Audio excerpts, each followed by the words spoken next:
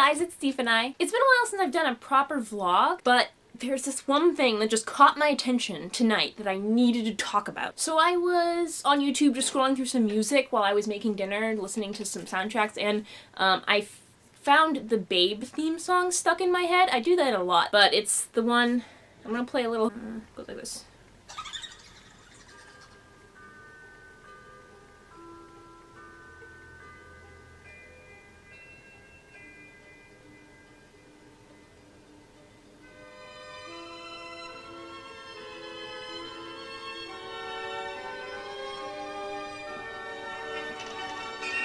So that is how the Babe theme song goes. It's very catchy. I quite like it. And I was thinking about the movie, and I was like, man, I haven't seen Babe in a long time. I'm pretty sure I only saw it once or twice, and it was when I was really little.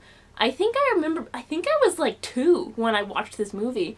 I don't have much recollection of it, but I remember thinking, as a 2-year-old, this is a really awful movie.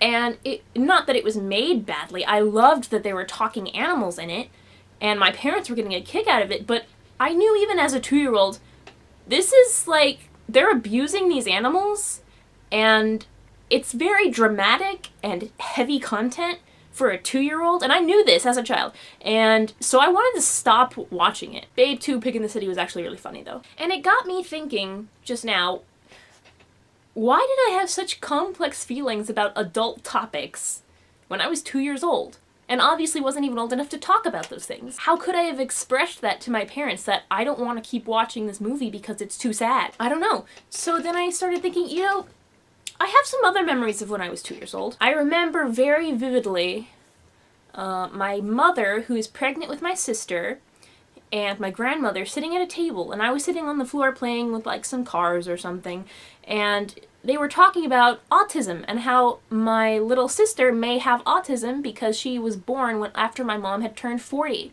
and there was a higher risk for it. And so as a 2-year-old, that's the first time I've ever heard about this kind of risk. I learned about autism at 2 years old. That seems like a very mature topic, but I completely understood it, and I knew exactly what they meant. And I prayed for them, just like they said that I should. But the biggest example of me having like complex feelings and thoughts and emotions as a 2-year-old was my second birthday. Just turned 2. My second birthday was supposed to be phenomenal. My mom was going to be getting a clown, a real clown, and this clown was going to bring me up to the front of the room and do magic tricks with me, and give me balloon animals, and I was going to be the birthday girl star of the show. It sounded amazing to me. I was so hyped. I was so excited. I love clowns. I want to be in the show. And so the day comes around, and I'm just buzzing with excitement. And it's a hot day. It's like 115 degrees, and the swamp cooler is broken. So it's very hot, and everyone's kind of moody and on edge. But the kids had started to get seated in several rows of chairs next to the front of the stage. And the clown walked in. I saw him walk in, and he walked to the front and started setting up his stuff. I was like, the clown's here! I have to go! And I started running, and my mom stopped me, and she was like, Steefeni, okay, I need you to be good in front of your friends. I want you to behave so that you set a good example, and that you don't make them not want to visit us again. I want you to be courteous and polite to the clown and tell him thank you for everything he does. And she's just going on and on and on. I'm like, the clown, the clown. And she grabs me by the arm and pulls me and says, Steefeni, be good. And at that moment, she lets go of my arm, and I look, and it's too late. The clown has already started his show. And not only was he midway through his show, he had called some other girl up to the front because I wasn't in the front row where I was supposed to be. And I was heartbroken. I was just crushed that this clown picked some other girl when I was supposed to be the special birthday girl. I was very jealous, extremely jealous. And I just burst into tears and started crying. And the thing about when I start crying is that I also start to hyperventilate. So under certain circumstances, but it'll be like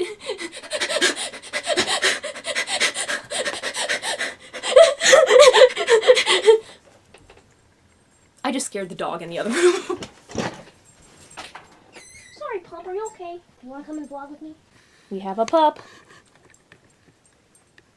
So anyway, I'm hyperventilating, crying, and it's loud and obnoxious, and I still have to go up to the front row because my mom told me to. So I go up to the front row and I sit down, and the clown goes, "Oh, the birthday girl's here. Come on up!" And he brings me up to the front, and I'm just a mess. I am bawling my eyes out, and I can't catch a breath. And it's getting like, so that I can't breathe, and I feel like I'm gonna fall over, like I need to sit down, but I don't want to sit down because I'm part of the show. I didn't know at the time how to stop a panic attack, because I didn't realize as a 2-year-old what a panic attack was. I just knew that this crazy thing was happening to me, and I didn't know how to fix it.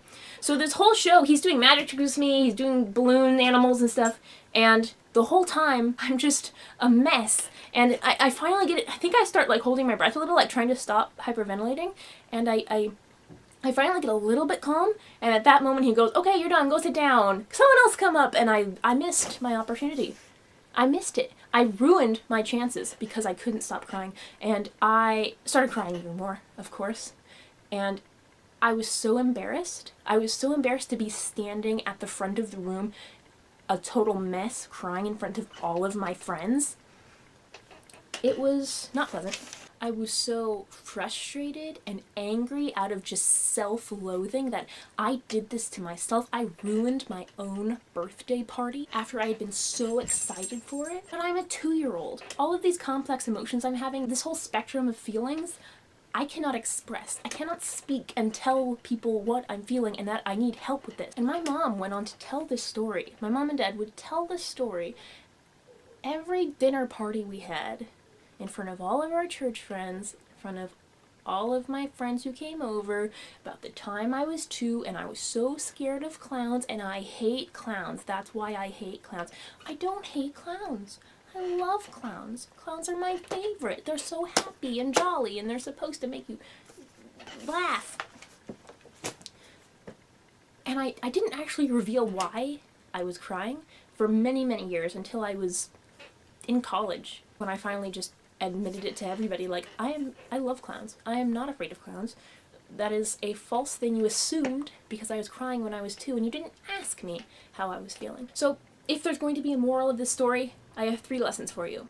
Lesson number 1, kids have complex feelings. They don't just have happy or crying. Like, they feel all of the feelings, but they don't have the words to express it, which brings me to point 2. Kids are intelligent and they observe what is going on around them, but they don't always have words for it, so you need to help them. Give them words for their feelings so that they can express it in a healthy way.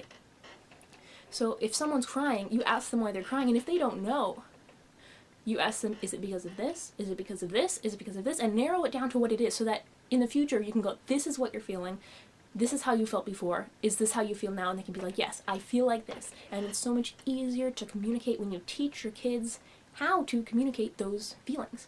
Lesson number 3, I'm going to teach you a little bit about how to prevent, or if it's already started, stop a panic attack and calm down from all of like the crazy emotion. Okay, the biggest problem I have is pacing. I get so anxious and I'm just pacing in circles, and I start pacing faster and faster, and my mind is just spinning and running out of control, racing thoughts. I never liked it when my parents said stop pacing, sit down, because that didn't solve the problem. That just made me more fidgety. What you need to do with your kids is redirect their energy somewhere else. So get them a bike, encourage them to ride around the block and play with their friends outside instead of staying at home pacing in circles anxiously. You know, go out and get exercise and use that energy to do something. Or you could do what I do. If you put a fidget cube in my hands, I can sit and stop pacing and be still playing with this fidget cube because it gives me something else to focus on. It's instead of my anxiety. It has lots of different settings and buttons that do different feelings, and some click and some don't, and there's a switch and a rolly ball, and it's very engaging in a way that distracts you from the feelings you're having. That's something I found way after. I should have found that when I was a kid. You also need to evaluate and ask why. I talked about that earlier, about how you need to narrow down what they're feeling and talk through it with them, help them come to terms with their emotions. The biggest thing for me that I needed to learn that I was never taught as a child, and I had to find out on my own when I was like 15, is if you start to hyperventilate, hold your nose and then cover your mouth Just completely hold your breath and you will start shaking, like convulsing. But get slow breath.